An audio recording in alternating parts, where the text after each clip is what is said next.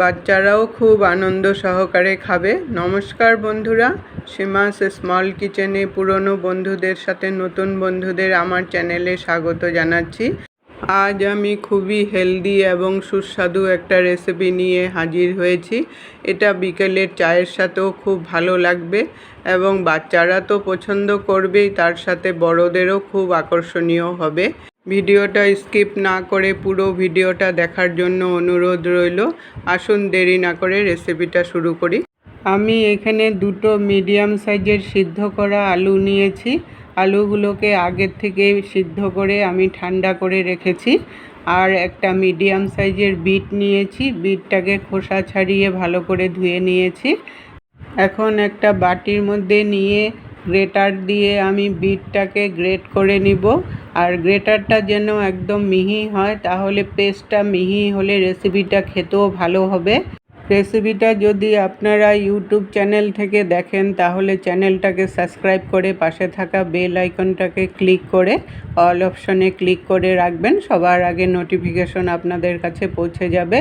আর যদি Facebook page থেকে দেখেন তাহলে পেজটাকে ফলো করে নেওয়ার অনুরোধ রইল।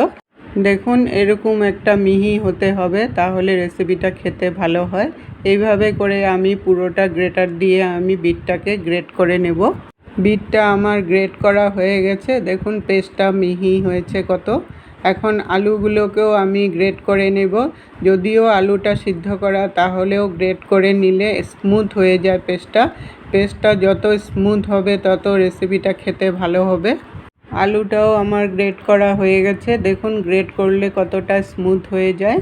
তারপর এটার মধ্যে আমি আধা চামচ হলদি পাউডার দিয়ে দিলাম, আর আধা চামচ জিরা পাউডার দিয়ে দিলাম, আর আধা চামচ ধনে পাউডার দিয়ে দিলাম, আর আধা চামচ ভাজা গুঁড়ো মশলা দিয়ে দিলাম।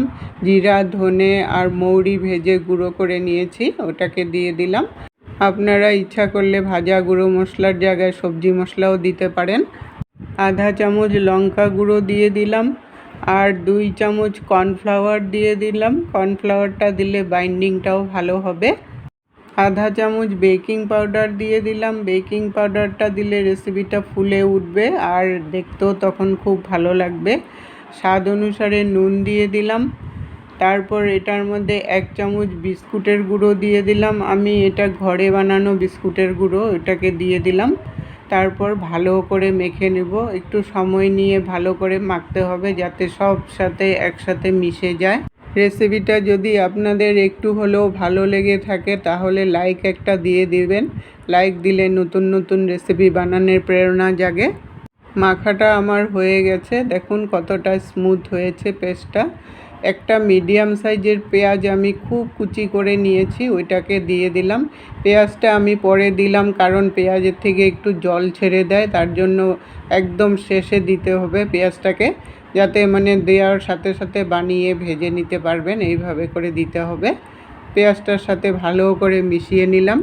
আমার মাখাটা পুরোপুরিভাবে হয়ে গেছে। এখন আমি কয়েকটা আইসক্রিমের স্টিক নিয়েছি। এইরকম স্টিক আপনাদের ঘরে তো থেকেই থাকে। এই স্টিকের মধ্যেই আমি আজ বানাবো রেসিপিটাকে। হাতের মধ্যে একটু তেল মেখে নিলাম, তাহলে রেসিপিটা বানাতে সুবিধা হবে আর হাতেও লেগে যাবে না। আমি কিভাবে স্টিকের মধ্যে ভরাই আপনারা ভিডিওটা স্কিপ না করে দেখতে থাকুন।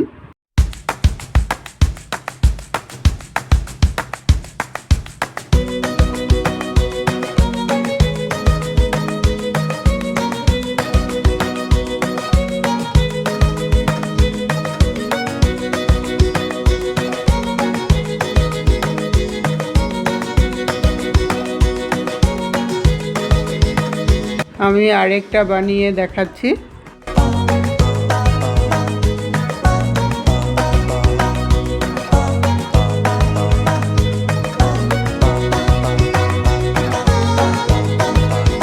এইভাবে করে আগের থেকে সব বানিয়ে রেডি করে নেব, তারপর গরম গরম ভাজবো। আমার সব বানানো হয়ে গেছে, দেখুন কতটা সুন্দর লাগছে আর বাচ্চারাও খুব আকর্ষণ করবে এটার মধ্যে। এখন একটা প্লেট নিয়েছি, আমি প্লেটের মধ্যে বিস্কুটের গুঁড়ো নিয়ে নিলাম। তারপর এটার মধ্যে 1 চামচ সাদা তিল দিয়ে দিলাম।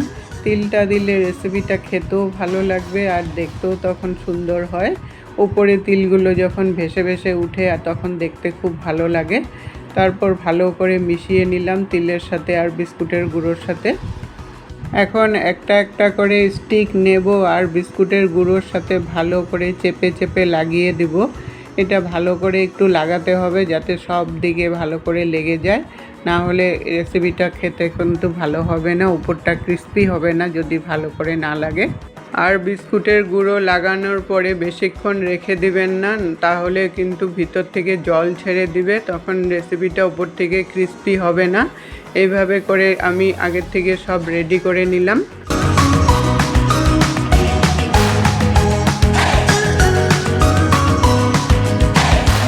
এখন আমি গ্যাসে ফ্রাই প্যান বসিয়েছি। ফ্রাই প্যানে আমি 4 চামচ রিফাইন্ড অয়েল দিয়ে দিলাম। খুবই কম তেলে এই জিনিসটা বানানো যায়।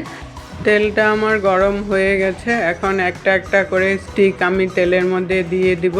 তারপর মিডিয়াম আঁচে রেখে এপিট ওপিট করে একটু লাল লাল করে যতক্ষণ না ক্রিস্পি ভাব চলে আসে ততক্ষণ পর্যন্ত ভাজা ভাজা করতে হবে।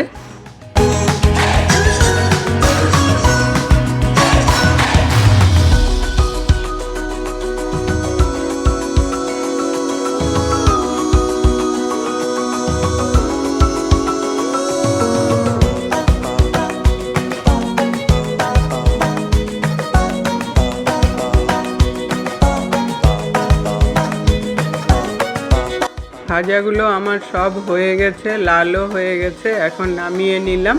বাকিগুলো আমি এইভাবে করে ভেজে নামিয়ে নেব।